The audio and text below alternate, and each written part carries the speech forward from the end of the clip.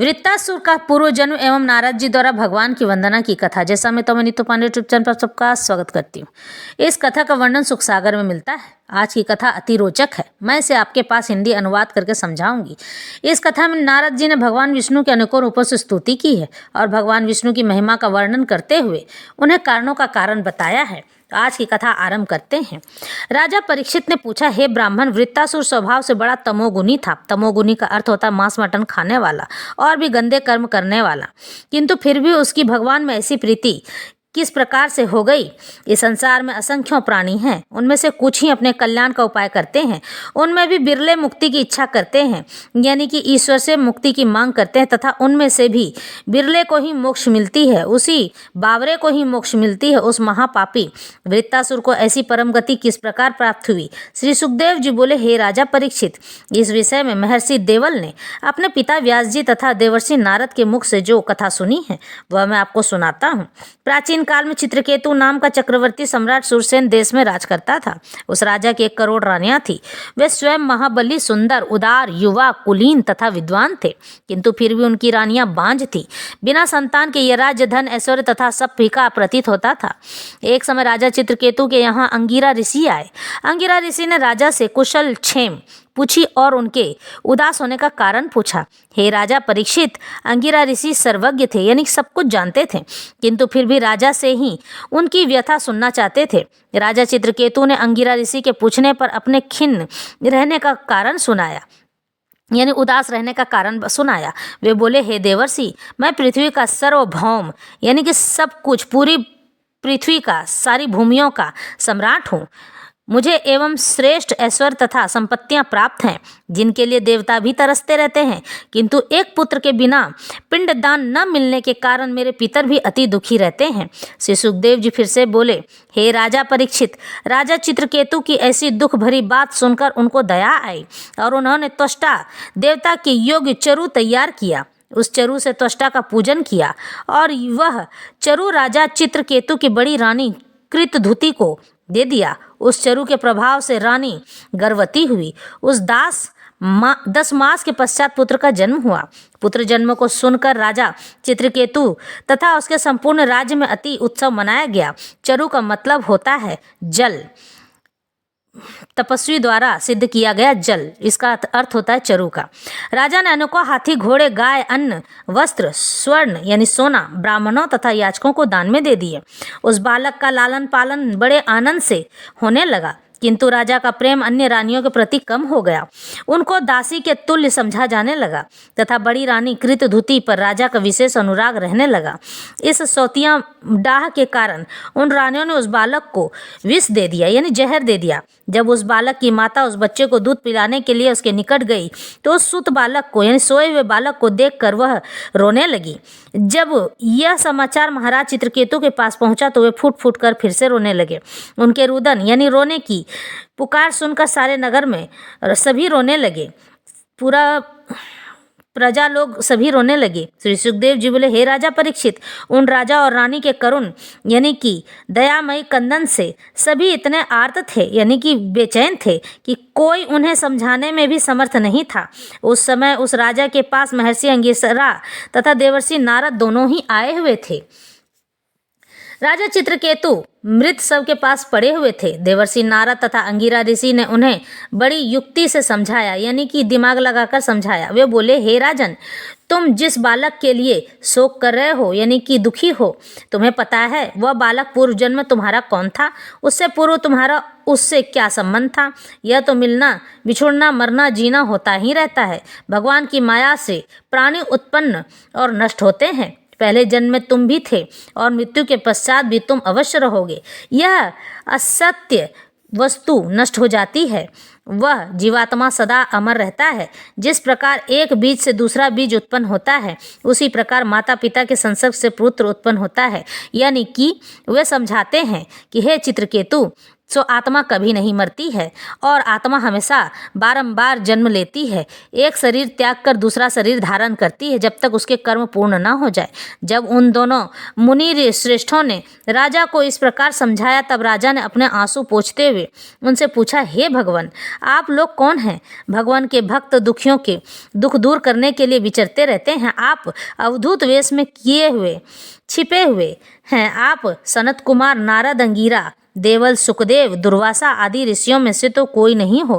कृपा करके मुझे समझाइए। महर्षि अंगिरा ने कहा, हे राजन, जिस समय तुम पुत्र प्राप्ति के लिए अति शोकाकुल थे, यानी कि शोक में व्याप्त थे, उस समय पहल मैंने तुम्हें पुत्र प्राप्त कराया था। उस समय तुम्हारे पुत्र शोक को देखकर हम दोनों ऋषि तुम्हें उपदेश देने आए हैं। मेरा नाम अंगिरा है और इसका नाम देवर्षि नारद है। मैं तुम्हें उसी समय उपदेश करना चाहता था, किंतु तुम्हारी पुत्र लालसा प्रबल होने के कारण, यानी कि ज़्यादा होने के कारण, मैंने तुम्हें पुत्र ही देना उत्तम समझा। किंतु अब तुमने देख लिया पुत्र प्राप्ति में कितना सुख है। ये जितने भी ऐश्वर्य, राज्य, लक्ष्मी, स्त्री, पुत्र, मंत्री, सेवक आदि हैं, ये सब अनित्य हैं तथा शोक और दुख के कारण हैं। ये मिथ्या और नाशवान हैं। केवल जीवात्मा पंचभूत, ज्ञानेंद्रियां तथा कर्मेंद्रियां को साथ लेकर जाता है। ज्ञान की इंद्रियां और कर्म हमारे साथ जाते हैं। उनका यह लिंग शरीर ही इन क्लेश और संतापों को हरता है, यानी दुख को हरता है। यह जीवात्मा यानी कि हमारी आत्मा कभी नहीं मरती है, केवल अपने कर्मानुसार दुख भोगता रहता है। यह जानकर तुम शोक यानी दुख को त्याग दो। देवर्षि नारद ने कहा, हे राजन, तुम सावधान चित्त से मंत्रोपनिषद मुझसे ग्रहण करो, यानी कि मंत्र मुझसे ग्रहण कर लो। इस मंत्र के धारण करने से 7 रात में ही तुमको भगवान संकर्षण यानी भगवान विष्णु के दर्शन हो जाएंगे और तुम भगवान के परम पद को प्राप्त कर लोगे। श्री सुखदेव जी फिर से कहते हैं, हे राजा परीक्षित, इसके बाद नारद जी ने मृत राजकुमार यानी मरे हुए राजकुमार के आत्मा को शोक से व्याकुल कुटुंबियों को प्रत्यक्ष बुलाकर दिखलाया। देवर्षि नारद ने कहा, हे जीवात्मा, देखो तुम्हारे माता पिता संबंधी सब तुम्हारे विछोह से शोकाकुल हैं, यानी शोक में डूबे हुए हैं। इसलिए तुम अपने शरीर में पुनः फिर से आकर शेष आयु अपने संबंधियों के साथ बिताओ। पिता के दिए हुए राज्य तथा भोगों को भोगो। जीवात्मा यानी आत्मा ने कहा, हे नारद जी, मैं अपने कर्मों के अनुसार न जाने कितनी योनियां देवता, पशु, मनुष्य आदि से भटकता रहा हूँ। उनमें से ये न जाने कितने जन्मों में मेरे माता पिता रहे होंगे। अनेक जन्मों में सभी एक दूसरे के भाई, बंधु, पुत्र, पौत्र, शत्रु, मित्र होते रहते हैं। जैसे स्वर्ण यानी सोना आदि के क्रय यानी बेचने और खरीदने, क्रय विक्रय एक दूसरे में होते रहते हैं, वैसे ही जीव भी एक योनि के बाद दूसरी योनि में जन्म लेता रहता है। जिस प्रकार अस्थायी रहने वाले सोना आदि पदार्थ मनुष्य से क्षणिक संबंध रखते हैं, यानी कि तुरंत का संबंध रखते हैं, उसी तरह यह जीव भी क्षणिक संबंध रखता है। जिसका जितना संबंध है वह उतना ही उसके पास रहता है। जीव नित्य तथा अहंकार रहित है। वह जब तक जिस शरीर में रहता है उसे तभी तक अपना समझता है। सच पूछा जाए तो यह जीव नित्य अविनाशी, जन्म मरण से रहित, सबका आश्रय तथा स्वयं प्रकाश है। यह ईश्वर रूप होने के कारण स्वयं को विश्व में प्रकट करता है। इसका न कोई मित्र है न कोई शत्रु है। वास्तव में यह अद्वितीय है। यह आत्मा स्वतंत्र है। यह आत्मा शरीर आदि के कर्म तथा गुणों को ग्रहण न करके उदासीन रहता है। श्री सुखदेव जी बोले, हे राजन, जीवात्मा तथा यह कहकर चला गया। जीवात्मा के ऐसे वचन सुनकर सबको आश्चर्य हुआ तथा सबका मोह दूर हो गया और वे मृतक बालक के शरीर की अंत्येष्टि क्रिया करके शोक मोह दुख में निवृत्त हो गए। इस प्रकार हे राजन, जिन रानियों ने बालक को विष दिया था यानी जहर दिया था, वे बाल हत्या के कारण श्रीहीन हो गईं। उन स्त्रियों ने जमुना जी के तट पर जाकर ब्राह्मणों की बताई हुई विधि से बाल हत्या का प्रायश्चित किया। राजा चित्रकेतु को भी नारद का तथा अंगिरा के उपदेश से वैराग्य प्राप्त हो गया और वे घर गृहस्थ आदि को त्याग कर चले गए। उन्होंने यमुना जी में विधि पूर्वक तर्पण आदि किया। तत्पश्चात इंद्रियों को वश में करके तथा मौन व्रत धारण करके देवर्षि नारद और अंगिरा के निकट आए तथा उनके चरणों में प्रणाम किया। तब नारद जी ने इस प्रकार उपदेश किया। देवर्षि नारद बोले, ओमकार स्वरूप परमात्मा आप ही के चतुर्व्यूह का रूप 4 रूप धारा प्रकार के दर्शन है। आप वासुदेव, प्रद्युम्न, अनिरुद्ध तथा संकर्षण स्वरूप से चित्त, बुद्धि, मन तथा अहंकार के स्वामी हैं। मैं आपको नमस्कार करता हूँ। आप अपने परमानंद में ही मग्न रहते हैं। आप में द्वेष भाव नहीं है। राग द्वेषादि को आप अपनी माया से प्रकट करते हैं। उन सब से रहित हैं। आप विराट स्वरूप हैं, आप मन तथा वाणी से परे हैं। यह संपूर्ण विश्व आप ही में ओतप्रोत है। आप ही उसकी स्थिति, उत्पत्ति तथा लय करने वाले हैं। आपके पर ब्रह्म स्वरूप को मेरा नमस्कार है। उत्तम भक्त आपकी सेवा में सदा लगे रहकर आपके चरण कमलों की उपासना करते हैं। आप ओमकार स्वरूप हैं, मैं आपको नमस्कार करता हूँ। श्री सुखदेव जी बोले, हे राजन, नारद जी राजा चित्रकेतु को उपदेश करके अंगिरा के साथ ब्रह्मलोक को चले गए। राजा चित्रकेतु ने नारद जी के बताए हुए मार्ग से 7 दिन तक केवल जल पीकर शांत चित्त में अनुष्ठान किया। राजा चित्रकेतु को उस अनुष्ठान के प्रभाव से विद्याधरों का अधिपत्य मिल गया। कुछ काल पश्चात राजा चित्रकेतु को भगवान शेष के दर्शन हुए, यानी भगवान विष्णु के दर्शन हुए। उनका रंग गोरा था, शरीर पर नील वस्त्र धारण किए हुए, सिर पर मुकुट, बाजूबंद, करधनी आदि आभूषण धारण किए थे। उनके नेत्र रत्नारे तथा मुख प्रसन्न था। राजा चित्रकेतु भगवान अनंत के दर्शन पाकर गदगद हो गए। उनके नेत्रों से प्रेमाश्रु बहने लगे। चित्रकेतु ने उनकी इस प्रकार से स्तुति की। चित्रकेतु बोले, हे परमात्मन, आप विश्व के स्वामी तथा अजय हैं, किंतु फिर भी मैं भक्त जन आपको जीत लेते हैं। आप भक्तों के अधीन रहते हैं। जो जन निष्काम भाव से आपको भजते हैं वे सर्वश्रेष्ठ हैं। उन्हें आप सर्वस्व अर्पण कर देते हैं। जगत की उत्पत्ति, स्थिति, लय आप ही हैं, आप ही के अधीन है। एक परमाणु से लेकर महत्व तक सब में आप ही व्याप्त हैं और कुछ भी शेष नहीं रहता है, केवल आप ही शेष रहते हैं। यह संपूर्ण ब्रह्मांड कोश आपकी प्रेरणा से स्वयं स्वतः घूमता रहता है। आपके आदि मध्य अंत का भी कुछ पता नहीं चलता। इसी कारण आपको अनंत कहते हैं। जो नर पशु सकाम भाव से आपको भजते हैं वे वास्तव में अज्ञानी हैं। उनकी वह इच्छा पूर्ण हो जाती है, किंतु उनकी तृप्ति शेष रहती है।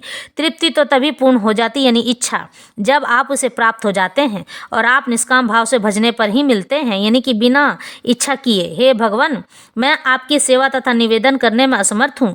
जिस प्रकार सूर्य के सामने दीपक व्यर्थ है यानी बेकार है, उसी प्रकार आपके सामने मेरी भेंट तथा अन्य वस्तुएं भी बेकार है। आप तो केवल प्रेम भाव व भक्ति से ही प्रसन्न होते हैं। श्री सुखदेव जी कहते हैं, हे राजन, विद्याधरों के राजा चित्रकेतु ने इस प्रकार स्तुति की तो भगवान शेष यानी कि विष्णु जी बोलते हैं।